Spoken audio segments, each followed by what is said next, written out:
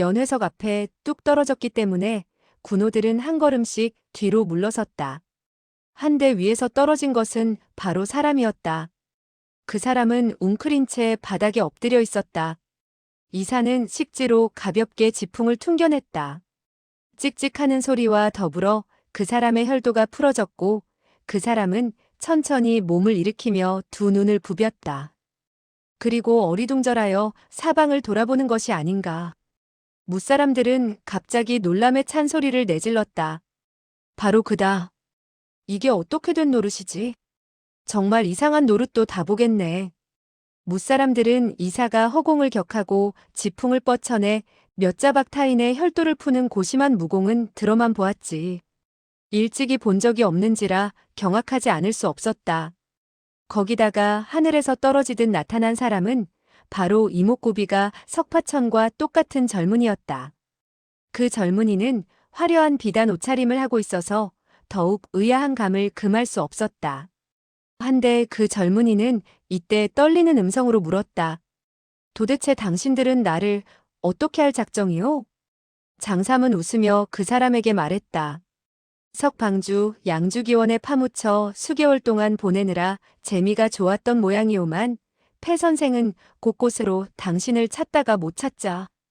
다른 사람을 내세워 방주 노릇을 하게 한 것이네. 그리고 그는 똑바로 그를 바라보며 입을 열었다. 그러나 협객도 사자들의 이목은 속일 수 없지. 자, 우리들은 당신을 협객도로 초청하여 동지팥죽을 대접하고 싶은데 가시겠는가? 말을 하는 한편 그는 소매자락에서 두 개의 동패를 꺼내 손에 들었다. 젊은이는 얼굴에 두려운 빛을 띠고 급히 두 걸음 뒤로 물러서며 떨리는 음성으로 말했다. 나는 갈 수 없소. 왜 내가 가야 합니까? 석파천은 의아하여 물었다. 큰형님, 이게 어떻게 된 노릇이지요? 장삼은 웃으며 되물었다. 셋째, 이 사람의 모습이 자네와 닮았다고 생각하지 않는가? 장락방에서 이 사람을 방주로 내세운 것은 그로 하여금 동패를 받도록 하자는 데 목적이 있었네. 그리고 그는 폐해석을 한번 바라보며 다시 설명을 했다. 그런데 이 사람은 겁을 집어먹고 숨어버린 것인데 폐 선생이 어쩔 수 없이 자네를 속이고 이곳으로 데리고 와. 이 사람을 대신케 한 것이라네. 이어 그는 약간 정색을 하고 석파천에게 물었다. 진짜 방주를 찾아냈으니 자네는 방주 노릇을 못하게 되었네. 우리를 원망하지 않겠지? 석파천은 고개를 가로저으며 한참 그 사람을 바라보았다. 어머님, 아버님, 띵땅, 폐 선생. 난 이미 여러분들이 나를 잘못 보았다고 말하지 않았소이까? 난 방주가 아니고 이 사람이 진짜 이외다. 민유는 한 걸음 나아가며 떨리는 음성으로 그 젊은이에게 물었다. 내가 오기냐? 젊은이는 고개를 끄덕이며 대답했다. 어머니 그리고 아버지 두 분 다 여기 계시는군요. 이때 백만검은 한 걸음 나서며 싸늘한 어조로 입을 열었다. 너는 아직도 나를 기억하고 있겠지? 젊은이는 고개를 숙였다. 백사숙 그리고 여러 사숙께서도 모두 오셨군요. 백만검은 싸늘히 냉소를 흘렸다. 우리 모두 왔다. 너를 데려가려고 말이다. 폐해석은 이들이 하는 양을 지켜보고 있을 뿐 말이 없다가 그제야 눈살을 찌푸리며 입을 열었다. 두 분의 모습이 비슷하고 몸매와 나이도 한 틀에서 나온 듯 같으니 어느 분이 본방의 방주인지 나로서는 알아볼 수가 없구려. 그리고 그는 한숨을 쉬며 입을 열었다. 진정 이 세상에는 별 희한한 일도 다 많군. 당신이 바로 석방주인가 보구려. 그렇소? 젊은이는 고개를 끄덕였다. 한마디로 다 말씀드릴 수 없소이다. 나중에 다 말씀을 드리지요. 갑자기 대청안은 조용해졌다. 무사람들은 석파천과 석중옥을 번갈아 바라보았다. 아닌 게 아니라 두 사람은 쌍둥이처럼 닮았다. 그러나 두 사람을 같이 세워놓고 비교하자니 역시 궁극적으로 크게 다른 점도 있었다. 석파천은 안색이 거무틱틱하고 눈썹이 굵은 데 비해 석방주는 눈썹이 여자처럼 고울 뿐 아니라 허여말쑥한 얼굴이라 할 수 있었다. 하지만 동시에 모습을 드러내지 않는다면 좀처럼 분별하기가 어려울 것 같았다. 이때 갑자기 민유는 흐느끼기 시작했다. 백만검은 퉁명스러운 어조로 입을 열었다. 다른 것은 몰라도 다리에 있는 검상은 같을 수가 없지. 여기에는 반드시 어떤 곡절이 있을 것이요. 정당 역시 참을 수 없다는 듯이 나서서 입을 열었다. 이 사람은 가짜예요. 진짜 천오라버니는 왼쪽 어깨 위에 상처 자국이 있어요. 석청 역시 많은 의혹을 느끼고 있었다. 나의 아들은 어릴 적에 암기를 맞은 적이 있어. 그리고 그는 석파천을 가리키며 입을 열었다. 이 젊은이의 몸에도 그와 똑같은 상처가 있으니 누가 가짜이고 누가 진짜인가는 조사해보면 금방 알게 될 것이요. 무사람들은 석파천을 한번 바라보았다가 다시 화려한 복장의 젊은이를 바라보곤 했다. 모두들 의심을 좀처럼 떨쳐버릴 수가 없었다. 이때 장삼은 소리내어 껄껄 웃었다. 석방주로 만들 바에야 똑같이 만들어야 할 것이 아니겠소? 진짜의 몸에 흉터가 있다면 가짜의 몸에도 흉터가 있어야 하는 법. 그리고 그는 폐해석을 가리키며 다시 입을 열었다. 폐 의원은 착수해춘이란 아호를 가지고 있어. 그와 같은 아호가 허명만으로 얻은 것이 아닐 것이요. 그는 바로 우리 셋째가 혼미한 상태에 빠지게 되었을 때 그와 같은 수작을 부려놓은 것이외다. 말이 끝나기가 무섭게 그는 화려한 복장의 젊은이에게 달려갔다. 달려가면서 젊은이의 왼쪽 어깨와 왼쪽 허벅지 그리고 엉덩이를 한 번씩 쥐었다. 대번에 그 세 곳에 구멍이 뻥 뚫리게 되고 하얀 살갗이 드러나게 되었다. 어깨 쪽지와 허벅지 그리고 엉덩이에 각기 모양이 다른 흉터가 드러났다. 백만검이나 석청 그리고 정당이 말한 것도 맞아떨어진 것이다. 무사람들은 자기도 모르게 아하는 소리를 내질렀다. 더구나 장삼은 살에 상처 하나 내지 않고 옷을 가위로 오리듯 상처 부위만 드러나게 한 데 대하여 다시 한번 감탄하지 않을 수 없었다. 정당은 앞으로 달려나가 떨리는 음성으로 물었다. 그대가 정말 천오라버니인가요? 진짜 석방주라는 젊은이는 씁쓸하게 웃었다. 띵땅, 이 며칠간 당신을 만나보지 못했지만 난 그대를 얼마나 생각했는지 모른다오. 하지만 그대는 나를 깡그리 잊고 있었구려. 나를 알아보지도 못하다니. 그리고 그는 한숨을 내쉬며 다시 말했다. 하지만 난 천년만년이란 세월이 흐른다 해도 그대를 알아볼 수 있을 것이요. 정당은 너무나 기뻐 눈물마저 흘렸다. 그대야말로 진짜 천오라버니군요. 저 고약한 사기꾼 같으니. 그러니까 어찌 진심에서 우러나오는 말을 할 수 있었을라고? 하마터면 속을 뻔했군요.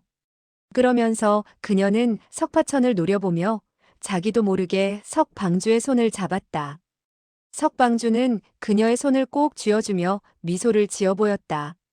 정당은 그만 둥실 허공에 뜨는 기분이 되어 어쩔 줄을 몰라 했다.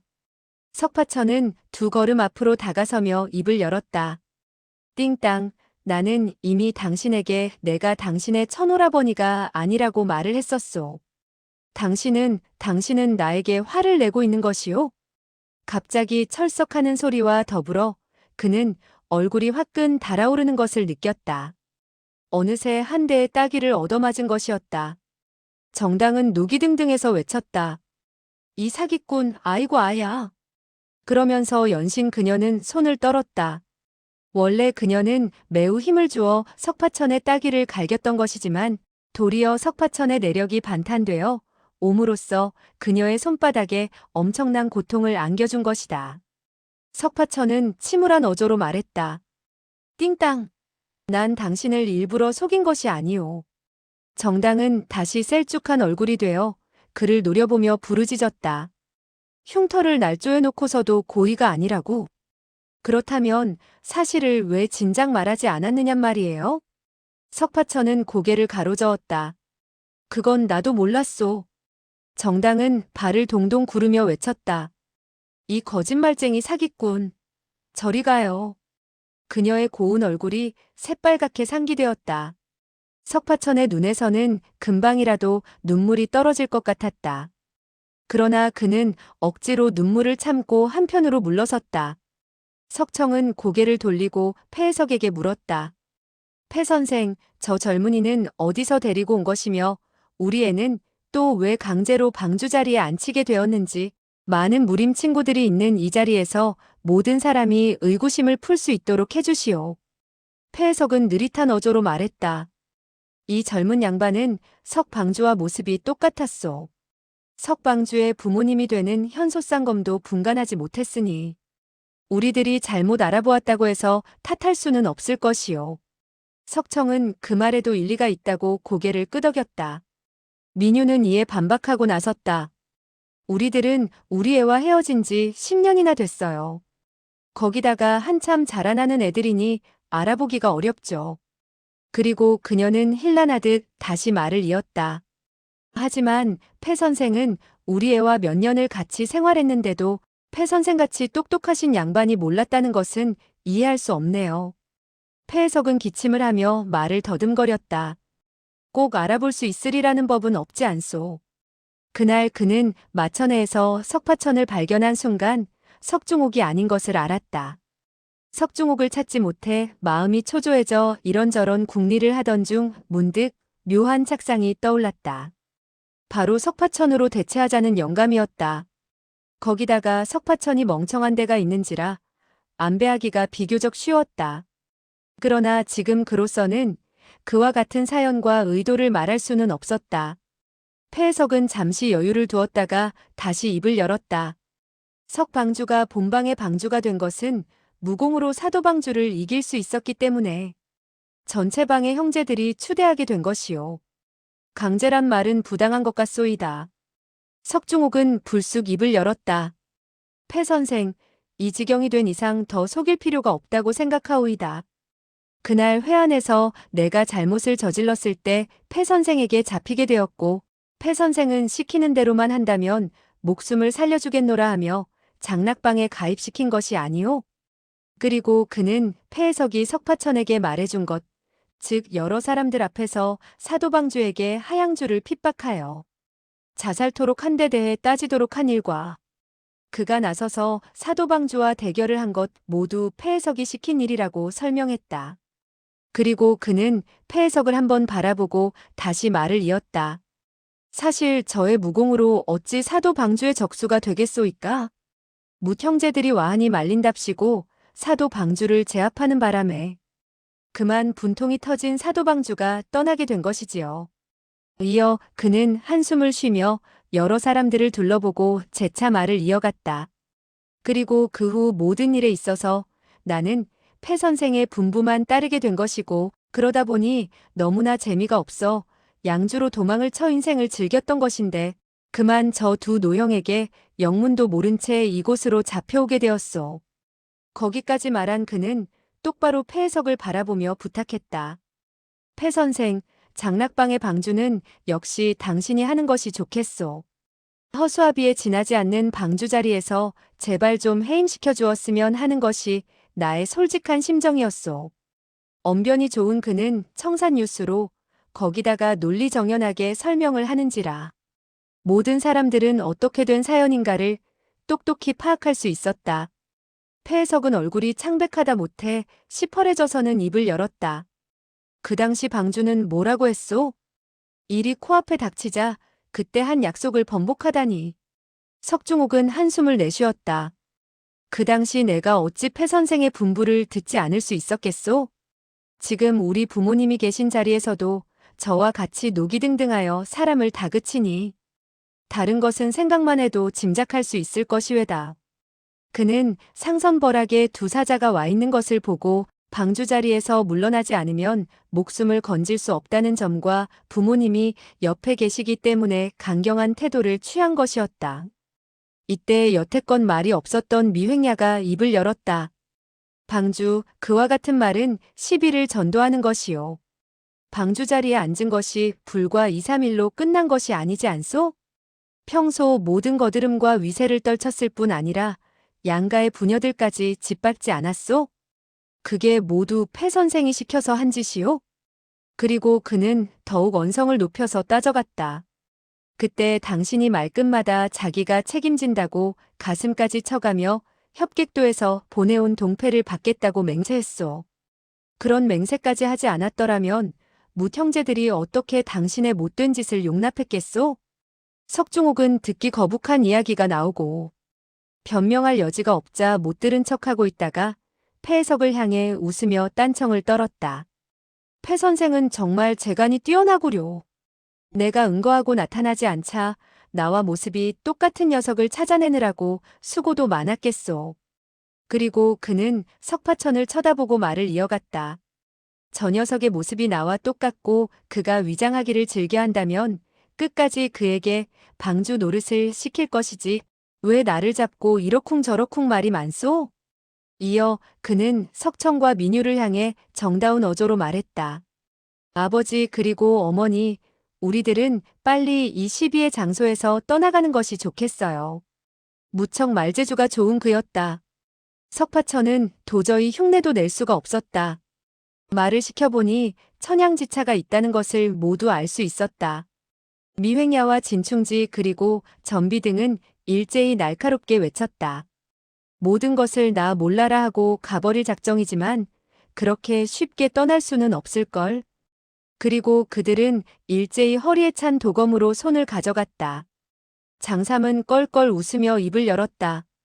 하하 석방주 그리고 폐 선생, 우리 솔직히 털어놓고 이야기를 합시다. 사도행이나 석방주의 무공과 명망으로서는 협객도로가 동지팥죽을 먹을 자격이 없소. 그리고 그는 여전히 싱글거리는 얼굴로 여러 사람들을 훑어보며 다시 말을 이었다. 장락방에서는 이 몇 년간 못된 짓을 많이 했소. 그래서 우리들도 악을 벌주려고 찾아온 것이며 석방주가 동패를 받는 것을 원하지도 않소. 다만 통례에 따라 한마디 물어보지 않을 수 없었을 뿐이요. 이어 그는 석중옥을 향해 재차 말을 이었다. 석방주는 동패를 받지 못하겠다고 말했소? 좋소, 매우 좋소. 당신이 받지 않겠다고 한 것은 우리들에게는 천만다행한 일이요. 폐해석과 장락방의 군웅들은 속으로 크게 움찔했다. 석중옥이 동패를 받지 않는다면 협객도의 두 사자인 뚱보와 홀쭉이가 틀림없이 크게 살개를 범할 것이 아닌가. 거기다가 뚱보의 말을 들어볼 때 이미 장락방을 몰살시킬 의도를 가지고 있는 것이 분명하지 않은가. 방금 두 사람이 보여준 무공으로 미루어 볼 때 장락방에서는 대적할 사람이 결코 있을 것 같지 않았다. 그리하여 그들은 어떻게 해야 할 바를 모르게 되었다. 삽시간에 대청하는 쥐 죽은 듯 조용해졌다. 모든 사람들은 석중옥을 바라보았다. 석파천은 이때 겸연쩍은 표정이었으나 의연한 태도로 입을 열었다. 폐 선생, 우리 큰형님은 농담으로 하는 말이 아니오이다. 사람을 죽인다면 영락없이 죽이고 말지요. 비어방과 철차회의 사람들도 깨끗이 몰살당했소이다. 그리고 그는 석방주와 폐해석을 번갈아 쳐다보며 다시 말을 이었다. 내가 보기에 누가 방주가 되든 우선은 저 동패를 받아두는 것이 좋을 것 같소이다.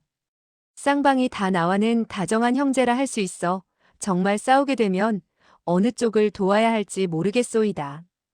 폐해석은 고개를 끄덕였다. 그렇소. 그 동패를 받지 않을 수 없지. 석파천은 석중옥에게 말했다. 석방주, 동패를 받도록 하시구려.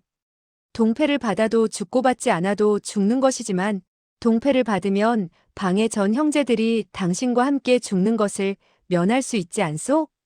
다 같이 죽는 데서 좋을 것이 뭐 있겠느냐 하는 것이 왜다. 석중옥은 냉소했다.